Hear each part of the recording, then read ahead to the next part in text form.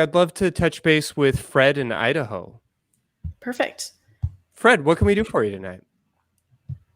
Hey, yeah, thanks for taking my call. I really appreciate it. I feel like what I have to cover might go into the last call a little bit. You touched on cancel culture, and there's a lot of discussion about cancel culture as well as separating the artist from art and things that I'm all very new to, and I don't even know where I stand on any of those, and I don't think I could ever have a solid position on both those discussions. But when it comes to this specific one, it's more than just a personality who has a large voice, but it's a personality who also has produced a large amount of work that people have invested a lot into, such as the Harry Potter books or the Harry Potter movies. And really what it comes down to is my first focus is supporting the trans community and understanding that, Katy, you're not the voice piece for the entire trans community, and you three hosts are all separate entities. I'd like to get each of your individual opinions on ways that someone like myself could support the trans community when it comes to these bodies of work that have spawned from this controversial public figure.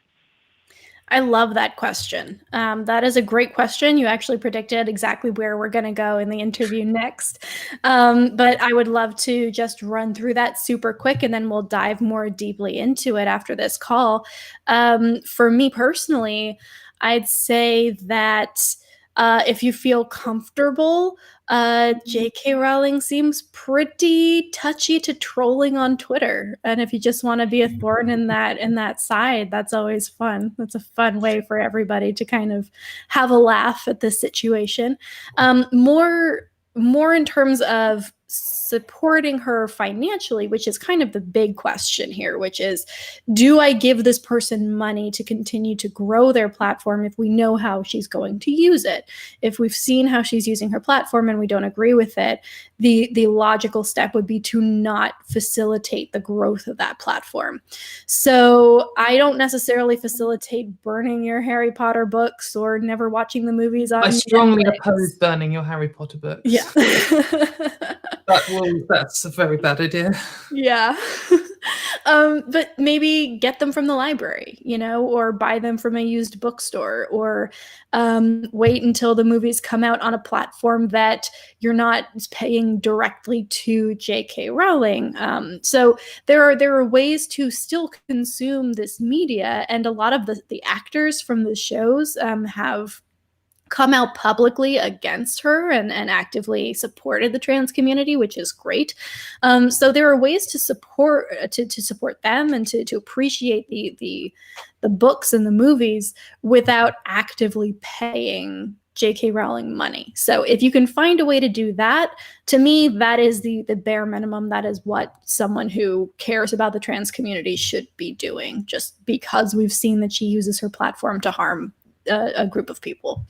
But also, I mean, if you buy, I don't know how much books cost. Like, if you buy a book and it's £5 or whatever, then it's not like you're signing someone's death warrant. Like, I know that you are kind of funding something, but like, the old "there's no ethical consumption under capitalism" thing. Like, perhaps if you maybe you're collecting all of her books and you've got one more to go, like, don't beat yourself up about it. Buy a book, and then maybe if it costs £5, donate £10 to a trans charity or something. Because I like that. There are so many other people. If you buy a book from J.K. Rowling, like, some of it goes to the bookstore, some of it goes to the people who work in the factory, some of it goes to, she's probably getting £2 of it or whatever. So it's not the end of the world. But yeah, if you're someone who's buying like every single thing and spending thousands of pounds on it, have a think. Awesome. Well, great. Yeah, thank you for that. I appreciate it. I guess one only follow-up question. As far as the content of the stories themselves in relation to the Harry Potter universe, I still draw a lot of my own personal self-worth and just enjoyment from the series and the memories that I have in relation to me, my wife, my friends, when we read the books and watched the movies. And I just want to make sure that that's not doing any detriment to the trans community. Right. How do you all still feel about the stories continuing to this day?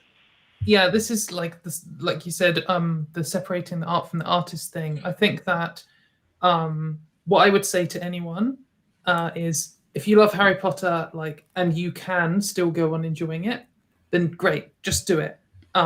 If it's kind of now a bit marred for you, then maybe you can work on that and you can kind of separate them. But maybe you can't, and that's fine. Maybe it's slightly worse for you. Maybe it's totally died for you.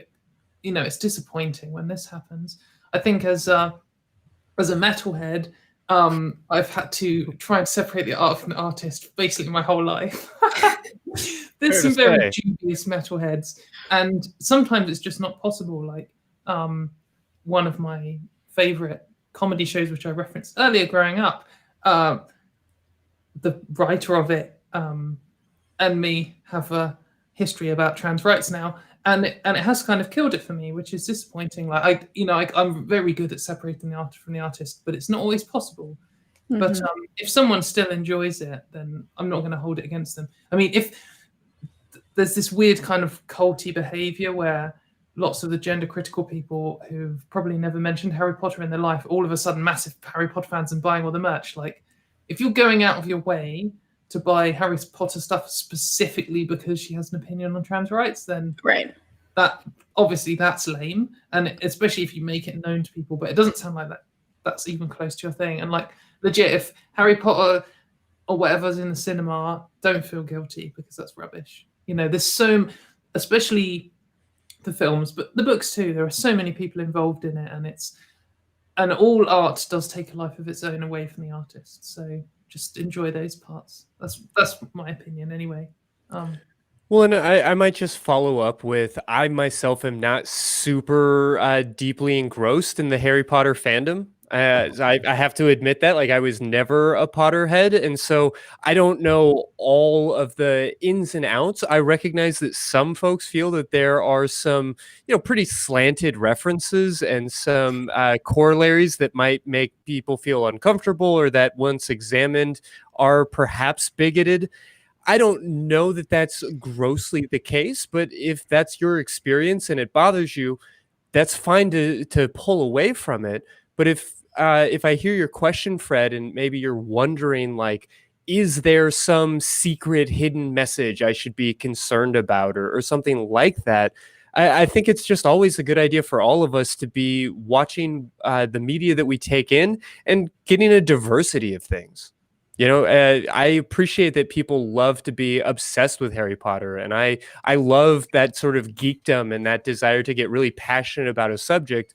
But just make sure you're balancing it out with some different types of media, some different types of artists, and a more diverse sense of opinion. Perhaps check out some Bristol death metal bands. Sorry. Go on. No, that's perfect. Thank you so much. I appreciate all those answers. I'm going to watch this back and really try to do all I can to help out. I appreciate that. Thank you.